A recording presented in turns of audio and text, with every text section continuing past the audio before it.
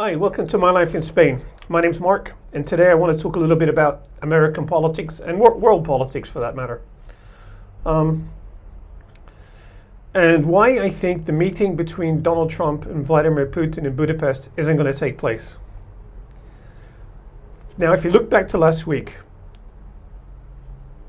earlier in the week, Trump was asked if he was going to give Tomahawk missiles to Ukraine. And his answer at the time was, I may do, we're seriously thinking about it.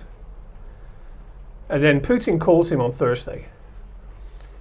So it seems that every time Putin calls him, Trump changes his mind.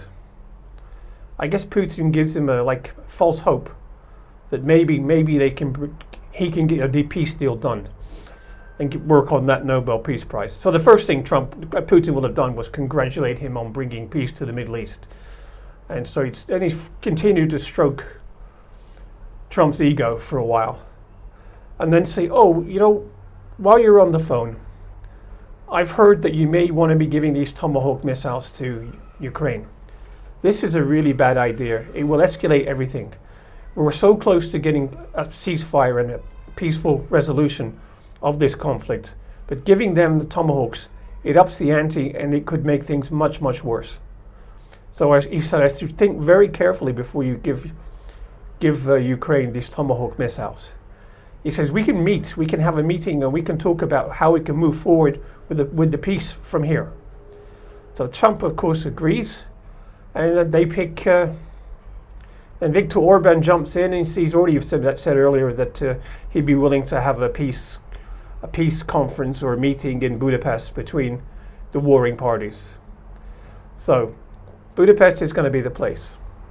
Now, unlike the Alaska meeting, it wasn't planned. It was just ad hoc. Putin showed up, Trump met him, and the two talked. Apparently, that's what we're hearing about that now, is that for most of the meeting, Putin was giving Trump a history lesson about Russia. And if anybody knows Donald Trump, he's not got a very long attention span, and he probably didn't even listen to half of what Putin was telling him. So this time, instead of the two just meeting, they're sending Marco Rubio. The Americans are sending Marco Rubio to Budapest first, and then Sergei Lavrov to meet with Rubio in Budapest. And the two of them will talk about concrete steps and what they will agree on and what they won't agree on, and before Trump and Putin ever get there. Now, from what I've heard from Lavrov and Putin's stance, Putin doesn't want to give up anything. Putin wants all of Ukraine. He wants all of Ukraine, not just the bit he's got right now. And the bit that he doesn't have in the Donbass, it's strategically important to Ukraine, because if he gets that in any peace settlement, it's the road to Kiev from there. And we all know right now, if there's a ceasefire and a kind of like a North Korea, South Korea peace, in 2 years' time from now, Putin's going to start all over again. So there has to be really concrete guarantees by America and NATO that this cannot happen. Now, so for that reason, I think Rubio, he's a smart guy.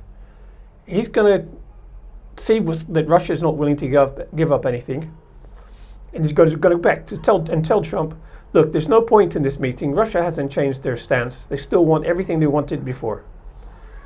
So Trump's going to say, well, in that case, there's no point in me going because it's just a waste of time. That's what I think is going to happen. Now, secondly, for Putin to get to Budapest, he has to fly over countries which are signatories to the ICC, the International Criminal Court. Now, the one way he will go there, he would fly from Russia across Georgian airspace, through Turkish airspace, and then he's got a dilemma. He can either go through northern Greece and North Macedonia, or he can go through Bulgaria. Then it's Serbia. Serbia is not an issue. Serbia, they've got close ties with Russia. And then it's Serbia, of course, borders Hungary. So would Bulgaria scramble jets and force his plane to land? I doubt it. And would Greece? I doubt it. So, but there's two reasons why I don't think it's going to happen. But the main big reason is I don't think Russia is willing to budge on anything. And I think Rubio is going to notice this and he's going to tell Trump, look, we're the same place we were before. And in the meantime, more people are going to die in Ukraine. Russia's going to send more glide bombs and drones into civilian targets. And we're right back where we started. So I think what they need to do, Trump needs to tell Rubio, to tell Lavrov, if you're not serious about peace, we're going to give Ukraine the Tomahawk missiles they've asked for, and that we'll let Ukraine destroy all your oil infrastructure. Maybe that will get Russia to sit up and listen. Anyway, thank you for listening. This is just one of my little political things. But that's what I think. We'll see if I'm right in 2 weeks or not. But I'm more than 50% sure it's not going to happen. Okay, guys, thanks for watching. Catch you on the next video. Bye for now.